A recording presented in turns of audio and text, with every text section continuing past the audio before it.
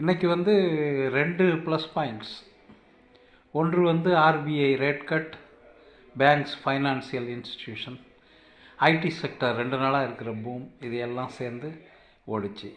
Rupee value காலையில் டவுனில் இருந்தது, அப்புறம் ரீகெயின் ஆகிருக்கு. அதாவது இழந்த 60 பாயிண்ட் மொத்தத்தில் 20 பாயிண்ட்டு 20 பைசா இப்போ ரீகெயின் ஆகிருக்கு இன்றைக்கி. அவ்வளோதான். ருப்பி கெயின்ஸ்னு சொல்கிறத விட திரும்ப பழைய லெவலுக்கு ஏறி வருது, அவ்வளோதான். ரேட் கட்டு ஒன்று. புதின் ரஷ்ய அதிபர் இந்தியா வந்திருக்கிறார். நிறைய ஒப்பந்தங்கள் கையெழுத்தாகும். பெட்ரோல் வாங்குவது தொடரும் என்று எரிபொருள் கூறப்படுகிறது. அப்புறம் டிஃபென்ஸ் செக்டர்ஸும் அமையும். இது இப்படி இருக்குது. இன்றைக்கு வந்து ஈவினிங் வரையிலையும் மார்க்கெட் வந்து